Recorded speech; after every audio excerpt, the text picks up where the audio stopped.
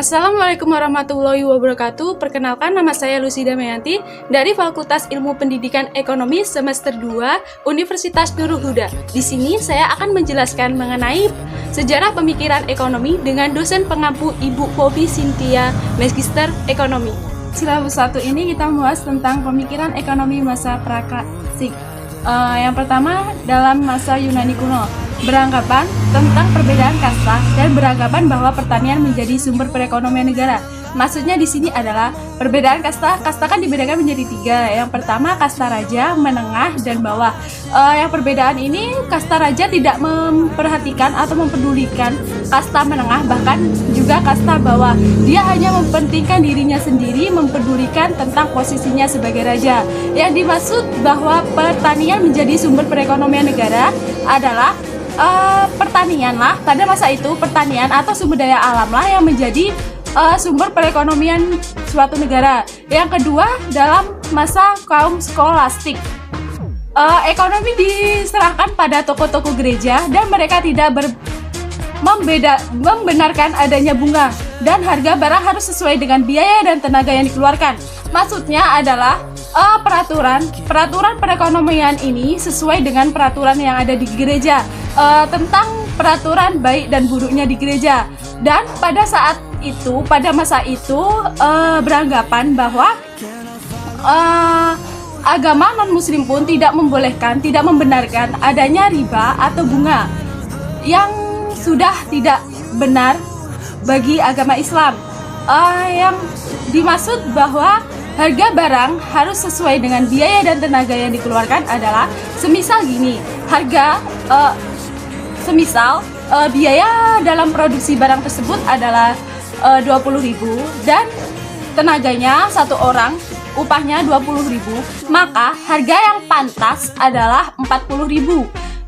Yang ketiga adalah era merkantilisme. Maksudnya di sini beranggapan bahwa negara itu ekonominya akan maju jika mereka melakukan perdagangan global antara negara. Maksudnya di sini adalah suatu perekonomian di suatu negara akan maju jika negara tersebut melakukan perdagangan luar negeri atau yang sering kita sebut ekspor impor. Yang terakhir yaitu kaum fisiokratis, beranggapan bahwa perkembangan ekonomi sesuai dengan hukum alam dan pemerintah tidak perlu campur tangan. Yang dimaksud di sini adalah dalam masa itu kaum fisiokratis menganggap bahwa pemerintah tidak boleh ikut campur tangan dalam mengurus perkembangan ekonomi. Pada masa itu pemerintah tidak boleh menentukan harga atau membuat peraturan. Mereka percaya bahwa hukum alamlah yang yang menjadi acuan dalam perkembangan ekonomi dalam suatu negara. Yang kedua ini kita membahas tentang pemikiran ekonomi kaum klasik. Di sini ada tokoh yang pertama yaitu Adam Smith, menekankan harga dan ekonomi mikro, menganggap faktor manusialah yang paling menentukan. Maksudnya adalah sumber daya manusia atau tenaga manusia yang paling menentukan perekonomian pada masa itu. Smith beranggapan ada beberapa. Yang pertama, hakikat manusia serakah. Smith beranggapan bahwa sifat egois manusia tidak mendatangkan kerugian, malahan dapat maju pertumbuhan ekonomi selama masih ada persaingan bebas. Maksudnya di sini adalah sikap egois manusia dapat memajukan pertumbuhan ekonomi selama masih ada persaingan bebas. Persaingan bebas itu sendiri adalah suatu pembisnis atau wirausaha dapat bersaing bebas tanpa adanya batas-batas tertentu. Yang kedua yaitu mekanisme pasar bebas. Menurut Smith, perekonomian haruslah dibiarkan berjalan dengan wajar tanpa campur tangan pemerintah. Ini sama seperti penjelasan yang pertama, yaitu pemerintah tidak boleh menentukan harga atau membuat peraturan dalam perekonomian pada saat masa itu. Yang silabus 3 ini membahas tentang pemikiran ekonomi kaum klasik lainnya. Yang pertama, menurut teori Robert Malthus, beranggapan bahwa pertambahan penduduk lebih cepat 2 kali lipat dibandingkan pertumbuhan sumber daya makanan dan tanah.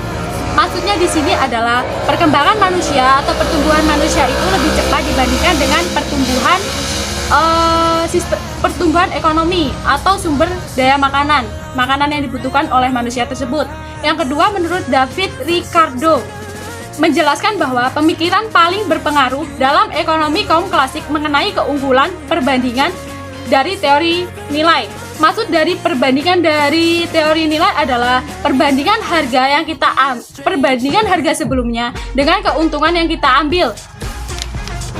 Dan yang ketiga, menurut James Baptist Say, beranggapan bahwa setiap penawaran akan menciptakan permintaannya sendiri. Misalnya kita menawar suatu barang dengan harga, misalnya harganya 10.000, kita tawar menjadi 5.000. Jelas kita membelinya lebih banyak, jelas kita membelinya banyak, lebih dari satu.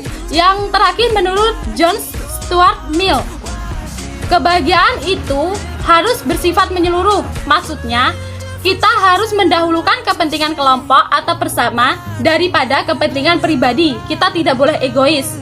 Yang silabus 4 ini membahas tentang pemikiran ekonomi sosialisme sebelum marxisme. Beranggapan teori utopis atau hayalan, maksudnya berhayal bahwa kebutuhan pribadi masyarakat ditanggung seluruhnya oleh pemerintah. Jadi masyarakat tidak bekerja, tetapi manusia tidak pernah merasa puas. Maksudnya di sini adalah semua kebutuhan masyarakat manusia seperti makan, sandang dan papan, biaya pendidikan, biaya rumah sakit dan sebagainya itu ditanggung pemerintah. Itu hanya hayalan atau hayalan semata oleh pemikiran teori ini. Yang silabus 5 ini membahas tentang pemikiran ekonomi sosialisme Marx atau marxisme. Pencaman Marx terhadap sistem kapitalis. Alasannya karena menurutnya sistem ekonomi ini telah melakukan pemanfaatan terhadap kaum buruh. Marx berpendapat bahwa nilai suatu barang dihasilkan dari proses produksi kerja buruh itu sendiri, sedangkan kapitalisme memanfaatkan kaum buruh untuk mendapatkan keuntungan sebesar-besarnya. Maksudnya, Marx tidak setuju dengan sistem kapitalisme ini karena menurutnya kaum buruh selalu dimanfaatkan, sedangkan menurutnya ya nilai suatu barang atau barang itu dihasilkan karena proses produksi buruh itu sendiri. Yang silabus 6 ini membahas tentang pembaruan terhadap marxisme. Pendapat Marx sebelumnya yaitu bahwa kaum buruh itu selalu dimanfaatkan dan dianggap tidak akan hidup sejahtera. Kemudian muncullah pembaruan terhadap pemikiran marxisme tersebut, yaitu bahwa kehidupan kaum buruh tidak selamanya sengsara. Jadi pembaruan yang ditekankan di sini adalah bahwa tenaga buruh tidak selamanya hidup sengsara. Tenaga buruh juga bisa hidup sejahtera. Misalnya seperti TKI, Tenaga Kerja Indonesia. Misalnya dia bekerja di luar negeri atau di negara tertentu, pasti dia akan mendapatkan upah yang bisa membayar semua hutangnya dan bisa membeli semua kebutuhannya. Maka dari sini membuktikan bahwa tidak semua buruh hidup sengsara, ada juga buruh yang bisa hidup sejahtera. Yang silabus 7 ini kita membahas tentang pemikiran ekonomi mazhab neoklasik. Di sini yaitu teori pembentukan harga keseimbangan pasar dan juga tentang perilaku ekonomi oleh pelaku ekonomi. Keseimbangan pasar ini dimaksud yaitu keseimbangan antara penawaran atau permintaan pada suatu pasar tertentu. Sedangkan perilaku ekonomi ini adalah perilaku ekonomi dalam menjalankan perekonomian di suatu negara tertentu. Dalam silabus 8 ini kita membahas tentang pemikiran ekonomi aliran sejarah atau histori. Kegiatan perekonomian tidak terlepas dari interaksi masyarakat, sehingga tidak mungkin ada hukum ekonomi yang terlepas dari peran pemerintah. Maksudnya adalah suatu kegiatan perekonomian harus membutuhkan interaksi, entah itu interaksi antara individu, masyarakat, atau kelompok, sehingga tidak mungkin ada hukum ekonomi yang terlepas dari peran pemerintah. Dalam perekonomian ini, dalam sejarah ini, dalam masa ini, peran pemerintah sangat dibutuhkan dalam masa tersebut, sehingga pemerintah harus membuat peraturan untuk menjadikan perekonomian bisa terus maju. Di silabus 9 ini kita membahas tentang pemikiran ekonomi aliran institusional. Di sini menjelaskan bahwa setiap perilaku ekonomi bersumber dari norma-norma, nilai-nilai, tradisi, dan juga budaya. Perilaku ekonomi seseorang dipengaruhi oleh institusi tertentu. Maksudnya adalah setiap perilaku ekonomi atau perilaku ekonomi itu dipengaruhi oleh kebiasaan, adat kebiasaan dalam suatu negara tertentu. Sedangkan perilaku ekonomi seseorang dipengaruhi oleh institusi tertentu. Di sini juga institusi tertentu juga mempengaruhi tentang perilaku ekonomi. Sekarang kita membahas tentang silabus 10, yaitu pemikiran ekonomi Keynes.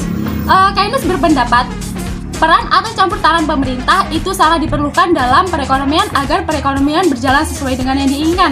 Yang dimaksud adalah peran pemerintah atau peraturan dari pemerintah itu sangat dibutuhkan dalam perekonomian, sangat dibutuhkan pada saat masa itu, sehingga dengan peran pemerintah atau peraturan pemerintah, suatu perekonomian dapat bisa dimajukan dalam suatu negara. Silabus 11 ini membahas tentang pemikiran ekonomi neo-Keynes dan pasca Keynes. Di sini membahas tentang teori-teori ketidakseimbangan antara perekonomian yang berhubungan dengan pertumbuhan dan pendapatan. Yang dimaksud adalah pertumbuhan manusia dengan pendapatan yang didapat tidak seimbang pada saat itu. Silabus 12 ini membahas tentang pemikiran ekonomi aliran moneteris, di mana pencetus kebijakan moneter beranggapan bahwa inflasi disebabkan oleh meningkatnya jumlah uang yang beredar dan jumlah uang tersebut harus dikurangi pengedarannya. Yang dimaksud di sini adalah inflasi itu sendiri adalah banyaknya uang yang beredar atau pemasukan lebih banyak dibandingkan pengeluaran, sehingga kita harus menaikkan suatu harga barang agar uang yang beredar di masyarakat bisa kembali lagi di pemerintah. Sekian dari saya tentang penjelasan materi sejarah pemikiran ekonomi. Kurang lebihnya saya mohon maaf, saya akhiri. Wassalamualaikum warahmatullahi wabarakatuh.